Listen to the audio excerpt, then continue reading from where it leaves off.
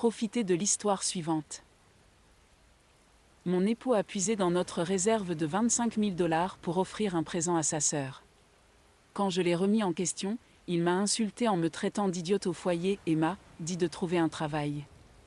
2 semaines plus tard, il implore mon aide. Mon mari Peter, 33 ans, et moi, 30 ans, sommes mariés depuis 3 ans, et avant cela, nous étions ensemble depuis 3 ans également. Je connais sa famille depuis presque 6 ans et je m'entends bien avec la plupart d'entre eux, sauf sa sœur Lucie, 27 ans.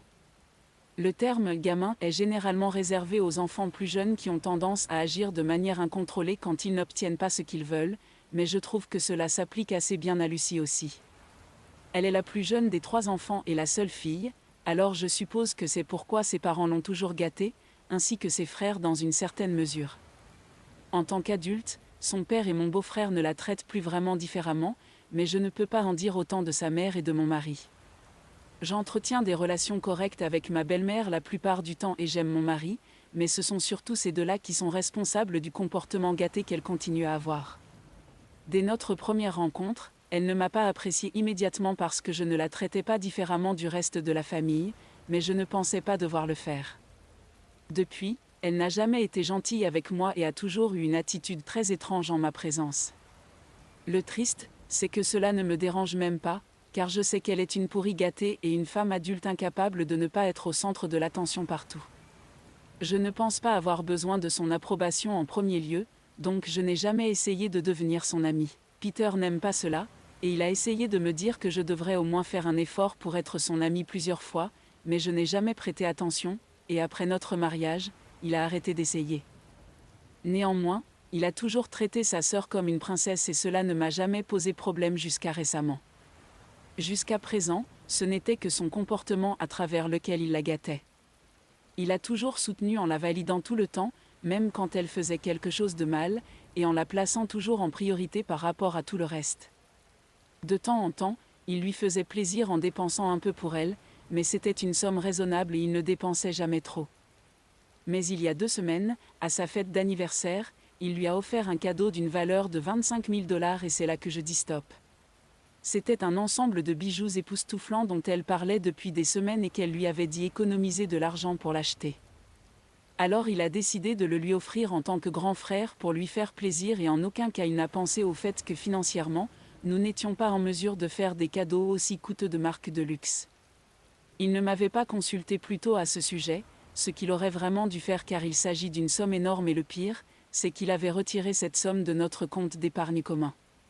Après qu'il lui ait offert ce cadeau à sa fête d'anniversaire et que tout le monde a commencé à s'extasier dessus, j'ai dû l'interpeller un instant car j'étais vraiment perplexe quant à ce qui se passait depuis tout à l'heure. Nous avions convenu de juste lui offrir un cadeau normal et c'est ce que j'avais apporté.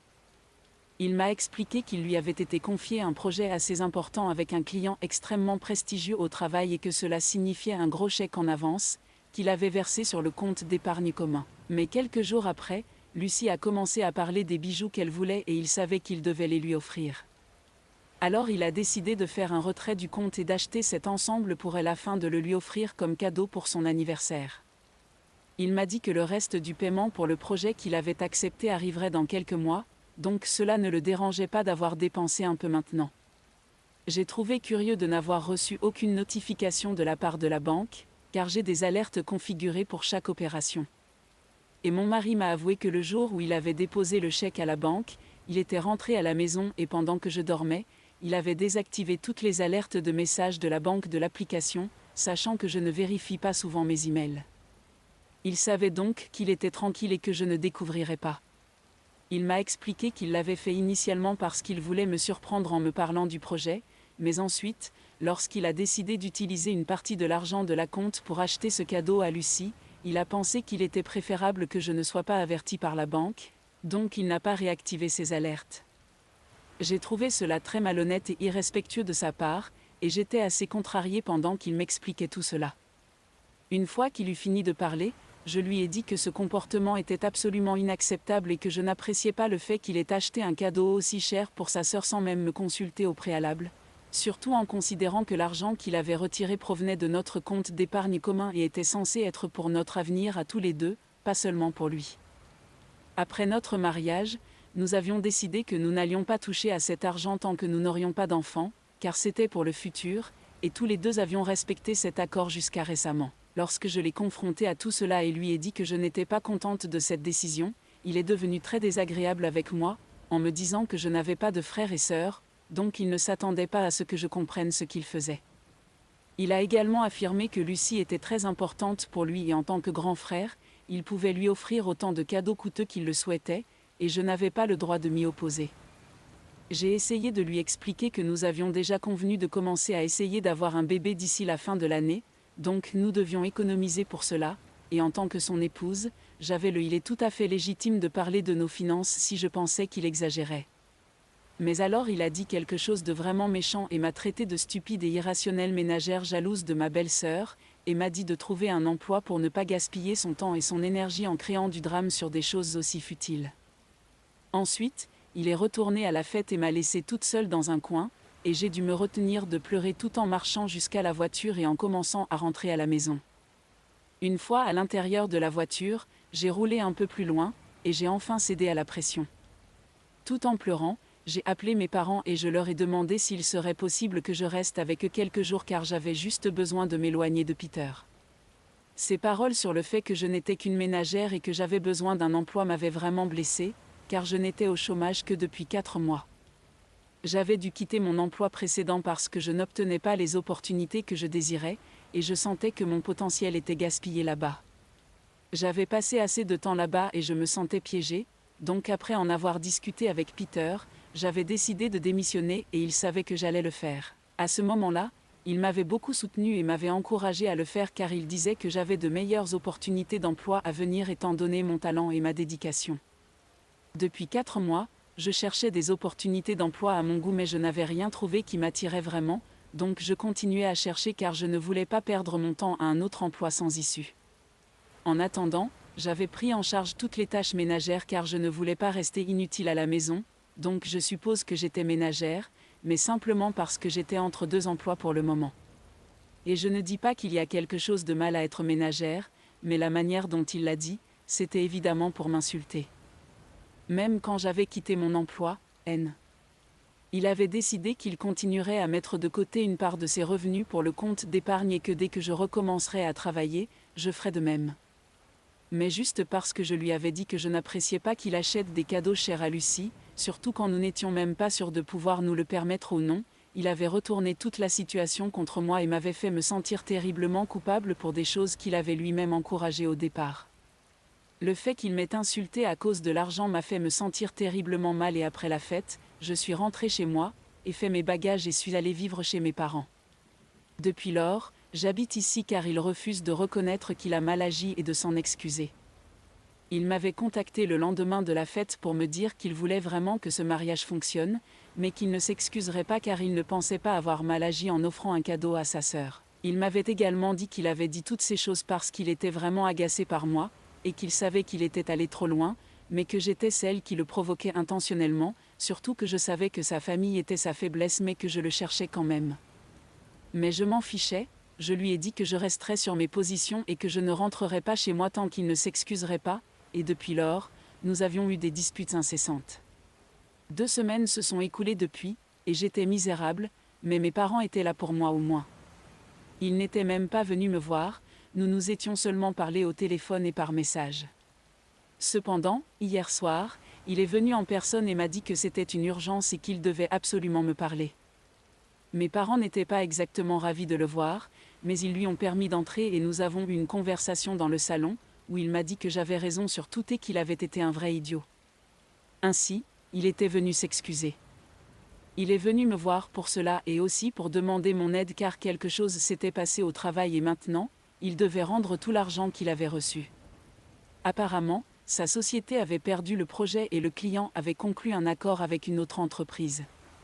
Donc maintenant, selon le contrat, il devait rendre tout paiement anticipé reçu en intégralité et comme nous le savons tous, il avait déjà dépensé 25 000 $ de ce paiement pour un cadeau pour sa sœur. Pendant qu'il était au travail, son patron lui avait tout raconté et lui avait demandé de régler le paiement d'ici la fin de la semaine.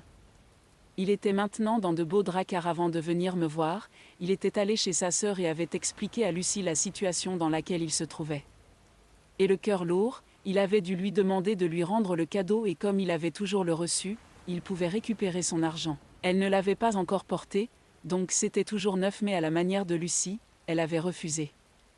Je ne pense pas que quiconque qui l'ait connue soit surpris par cela car elle a toujours été une gâtée et égoïste pourrie et c'était exactement ce à quoi je m'attendais d'elle.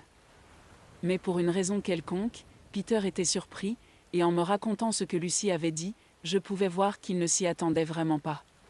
Ce qui en dit long sur sa naïveté et sa cécité. Apparemment, Lucie lui avait dit qu'elle était déjà très attachée émotionnellement à ce cadeau et qu'elle était vraiment désolée. Mais elle ne pouvait pas le lui rendre et même quand Peter lui demandait de comprendre sa situation, elle a commencé à avoir une crise de colère et lui a dit qu'une fois qu'il lui avait déjà offert quelque chose, il ne pouvait pas le reprendre, et lui a demandé de partir après s'être disputé à ce sujet. Ensuite, il a décidé d'appeler ses parents et alors que son père était au moins compatissant avec lui, sa mère lui a dit franchement qu'il n'avait pas à réclamer son cadeau en retour, et que Lucie avait raison, elle n'était pas obligée de le lui rendre. Ils lui ont dit de trouver une autre solution. Il a essayé de trouver une solution par lui-même et s'est arrêté là. Ensuite, dans un moment de désespoir, il a contacté son frère cadet, mais mon beau-frère a catégoriquement refusé de s'impliquer. Ainsi, quand personne de sa famille n'est venu à sa rescousse, il a décidé de se tourner vers moi, n'ayant nulle part d'autre où aller. Soudain, il a eu une prise de conscience et a senti le besoin de me parler, ce qu'il a évidemment fait car il avait personne d'autre de son côté pour le moment. Il m'a dit qu'il devrait puiser une nouvelle fois dans nos économies pour obtenir 25 000 $ afin de régler le paiement d'ici la fin de la semaine, sans quoi il serait en grand danger au travail voire pourrait être licencié, ce qu'il ne pouvait se permettre. Peter a également dit qu'il aurait pu facilement retirer l'argent sans m'en parler avant, puis me l'aurait annoncé après l'avoir fait, mais parce qu'il voulait être honnête avec moi et me montrer à quel point il était sincère dans ses excuses, il avait décidé de venir me voir avant de faire quoi que ce soit, afin d'obtenir mon consentement puisque cet argent nous appartenait à tous les deux.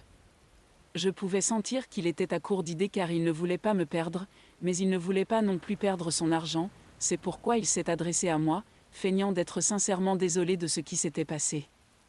Je lui ai alors dit que vu qu'il avait commis une erreur personnelle, les 25 000 $ à rembourser devraient venir de sa propre poche et non de nos économies communes. Je lui ai également rappelé qu'il ne m'avait pas rendu service en venant me parler de ses intentions de retirer une grosse somme d'argent de notre compte commun pour dissimuler ses propres erreurs. J'aurais fini par l'apprendre de toute façon, car cette fois-ci, la banque m'aurait certainement informé puisque j'avais de nouveau activé les alertes et je ne vivais pas avec lui, donc il ne pouvait les désactiver sans que je le sache. Il s'excusait envers moi uniquement car il se sentait coupable, car j'avais eu raison surtout concernant Lucie, et comme personne de sa famille n'était. Il était de son côté. Il avait besoin que je sois là pour lui. Je lui ai dit que c'était un homme extrêmement égoïste et que je n'avais aucune intention d'accepter son projet de retirer l'argent de nos économies. Il devait utiliser ses économies personnelles pour cela car c'était lui qui avait tout gâché. Et s'il était vraiment désolé, il ne devrait pas discuter avec moi, mais il a continué à se battre avec moi en me disant que c'était lui qui avait économisé de l'argent tout seul ces derniers mois et que je n'avais pas contribué une seule fois car je n'avais même pas travaillé. Alors juste pour être équitable, j'aurais dû accepter ses conditions, mais j'étais déraisonnable et il m'a dit qu'en tant que sa femme, je devrais le soutenir en ces temps difficiles puisqu'il s'était disputé avec sa famille et avait également perdu un gros projet le même jour. Je lui ai juste rappelé ce qu'il m'avait dit et il m'avait insulté intentionnellement l'autre jour lors de la fête et je lui ai dit que j'avais agi de la même manière avec lui. Il n'aurait pas hésité à demander le divorce, mais au moins j'essayais toujours de faire fonctionner les choses et de lui donner une chance de réparer les choses car je l'aimais. Et pour se défendre, il n'a rien trouvé de valable, alors il a juste commencé à crier que l'argent n'est pas tout et que je devrais aussi prendre en compte ses sentiments dans cette situation au lieu d'être aussi égoïste que sa famille. J'ai littéralement éclaté de rire quand il a dit que l'argent n'était pas tout, car alors pourquoi ne pas sacrifier son propre argent au lieu de nos économies communes ? Il n'avait pas de réponse à cela, alors je lui ai dit qu'en fin de compte, c'était à lui de décider ce qu'il voulait faire car techniquement, je ne pouvais pas l'empêcher d'utiliser l'argent de notre compte d'épargne. Mais j'avais pris ma décision sur ce que je voulais faire quand j'allais parler à un avocat le lendemain et mettre fin à tout cela. J'en avais assez d'être poussée et de me sentir mal à propos de tout ça. Je me suis retrouvée dans une situation délicate avec mon mari. Après de longues discussions, j'ai décidé de mettre fin à notre mariage. Lorsque je lui ai annoncé que j'envisageais le divorce, il a eu une réaction disproportionnée, m'accusant d'égoïsme. Malheureusement pour lui, sa journée avait déjà été difficile, avec un échec au travail et des déceptions familiales. Malgré ma compassion, j'ai maintenu ma décision. Après son effondrement émotionnel, il est parti sans un mot. J'ai alors contacté un avocat pour entamer la procédure de divorce. Cependant, une soudaine proposition de mon mari remet tout en question. Il semble regretter ses actes et promet de prendre en charge les frais du divorce lui-même, sans toucher à nos économies. Je suis maintenant confrontée à un dilemme, entre mes convictions et sa nouvelle attitude. Parce qu'il avait perdu un gros projet, c'est pourquoi il avait fini par agir de cette façon. Mais il voulait vraiment que ça marche avec moi et il savait que je l'aimais et qu'il m'aimait aussi, donc il voulait nous donner une dernière chance et voulait que je le considère aussi. Maintenant, j'ai tout à coup des doutes sur le fait de divorcer de lui parce que je l'aime, mais je sais que pour l'instant, le quitter serait le meilleur choix pour moi. Mais pour lui, cela pourrait mener à une autre rupture et je ne sais pas quoi faire. Est-ce mal de vouloir quitter mon mari alors qu'il traverse déjà une mauvaise passe ? Mise à jour 1. 4 jours se sont écoulés depuis que j'ai posté et j'ai décidé de poursuivre le divorce et j'ai dit à mon avocat que je voulais déposer la pétition. Ce n'a pas été une décision facile pour moi car je pensais vraiment que Peter était mon âme sœur. Mais à la lumière des événements récents, je ne pense pas pouvoir continuer à prétendre y croire, car ce n'est évidemment pas vrai. Si ça l'avait été, il n'aurait jamais dit les choses qu'il a dites, et peu importe à quel point j'essaie, je n'arrive tout simplement pas à l'oublier. Son comportement récent a été terrible et je ne suis pas le genre de femme qui va supporter ça juste parce que je l'aime et il doit réaliser ça. Peut-être qu'il y a des gens meilleurs que moi, avec des cœurs plus grands, prêts à pardonner dans de telles situations, mais ce n'est pas moi et je suis vraiment désolée pour nous, tous les deux, puisqu'aucun de nous n'avait voulu que les choses se terminent de cette façon, mais c'est ainsi. Après le message que Peter m'avait envoyé il y a quelques jours, je n'y ai pas répondu pendant quelques jours, mais hier je lui ai dit que j'étais vraiment désolée, mais j'avais décidé de poursuivre le divorce car je ne pouvais plus être avec lui. Même si je le voulais, les choses ne seraient jamais redevenues comme avant tout ça. Et peut-être était-il préférable pour nous deux d'essayer de tourner la page car clairement, aucun de nous n'était plus heureux ensemble. Je lui ai dit j'espérais qu'il comprendrait et je l'ai bloqué parce que je ne voulais plus avoir de ses nouvelles, car cela était assez difficile pour moi. Je ne voulais pas que la situation empire. J'ai été misérable, mais heureusement mes parents m'ont beaucoup soutenue et pensent que je fais ce qu'il y a de mieux pour moi. Je ne sais pas si c'est aussi ce qu'il y a de mieux pour Peter, mais c'est son problème désormais. Aujourd'hui, Peter a été servi des papiers de divorce, presque 5 jours après avoir déposé la demande, et il est venu le soir même. Il avait plusieurs sacs avec lui et quand je lui ai ouvert la porte, il m'a dit qu'il avait rassemblé toutes mes affaires que j'avais laissées dans la maison et les avait apportées car j'en aurais sûrement besoin. Je pouvais voir qu'il était très bouleversé et avait probablement pleuré en voiture avant de venir. Je n'ai pas voulu en discuter car cela aurait rendu les choses inutilement gênantes et difficiles.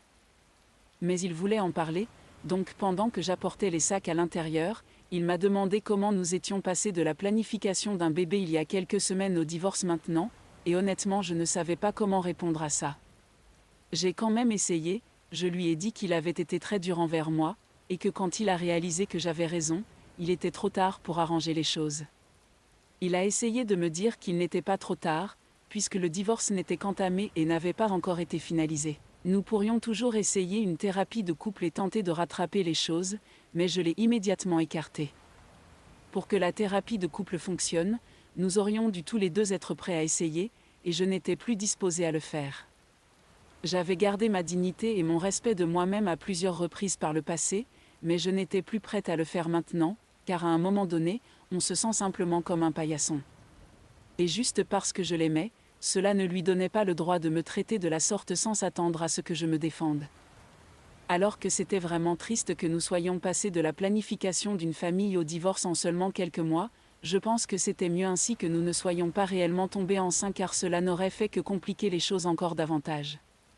Ensuite, une fois que toutes les valises avaient été rentrées à l'intérieur, j'ai essayé de lui souhaiter le meilleur pour l'avenir et de lui dire au revoir, mais il s'était déjà retourné et avait commencé à partir.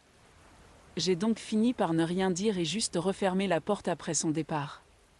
Je ne pense pas qu'il réalise à quel point c'est difficile pour moi autant que pour lui et qu'il n'a pensé qu'à lui-même, ce que je trouve assez égoïste. Cela me conforte dans l'idée que je fais le bon choix en divorçant, car si j'avais décidé d'avoir un bébé avec lui, je suis presque sûre qu'il aurait été tout aussi égocentrique et ma vie personnelle et ma santé mentale en auraient pâti. Je sais qu'il a essayé de me manipuler émotionnellement pour me faire revenir en évoquant le sujet de fonder une famille, pensant que cela pourrait me faire tout reconsidérer, mais cela a eu l'effet contraire et maintenant, je suis encore plus déterminée à mettre fin à ce mariage le plus rapidement possible. Mise à jour 3, donc 2 mois se sont écoulés depuis que j'ai demandé le divorce et aujourd'hui, nous avons enfin réussi à le finaliser. Nous n'avons pas vraiment de délai d'attente ici dans mon état, donc les choses se sont réglées assez rapidement. Je suis très reconnaissante pour toute l'aide de mon avocat pour rendre les sessions de médiation aussi faciles et paisibles que possible pour moi, car j'avais beaucoup de mal à accepter émotionnellement le divorce et j'étais au bord des larmes à chaque fois que je devais le voir. Autant je veux le nier, je ne peux pas dire que je ne l'aime plus. Mais finalement, cela n'avait pas d'importance car je pense que tout le monde sait qu'il faut plus que de l'amour pour faire fonctionner un mariage.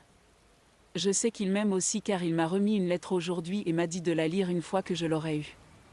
Dans la lettre, il s'est essentiellement excusé pour tout ce qu'il m'avait fait endurer et m'a dit que les idées avaient bien plus de valeur et qu'il avait mis beaucoup trop de temps à s'en rendre compte. Mais maintenant qu'il le savait, il allait essayer de devenir un meilleur homme, donc peut-être que dans le futur, si je le souhaitais, nous pourrions retenter notre chance car il ne pouvait pas imaginer sa vie avec quelqu'un d'autre que moi. Il m'a dit qu'il aimerait rester ami et au moins faire partie de ma vie dans la mesure du possible car il ne voulait pas me perdre complètement, mais il comprendrait si je n'étais pas prête pour cela actuellement. Il voulait juste que j'aie l'esprit ouvert et que j'y réfléchisse pour l'avenir, et je suppose que je le ferai, mais pour l'instant, j'ai besoin de mon espace et de m'éloigner de lui pour avancer et guérir. J'espère peut-être que quelque chose se produira dans le futur lorsque les circonstances seront meilleures et qu'il sera un homme changé, nous pourrons peut-être y arriver, mais pour l'instant, je veux simplement me concentrer sur ma nouvelle entreprise et être libre un moment. Tous nos biens et notre argent ont été partagés, et je suis assez triste, mais j'essaie de m'en remettre. Je prends un jour à la fois, comme la plupart des gens me l'ont conseillé, et je ne sais pas comment les choses se passeront à l'avenir, mais je sais qu'à l'heure actuelle, j'ai agi pour mon bien et je vais essayer de ne pas avoir de regrets. Je vais commencer ce nouveau chapitre de ma vie en mettant toute mon énergie dans mon entreprise que j'ai lancée car je n'avais pas réussi à trouver quelque chose qui me plaisait sur le marché du travail, donc je me suis créé mon propre emploi, en croisant les doigts. La vie va bien se passer maintenant.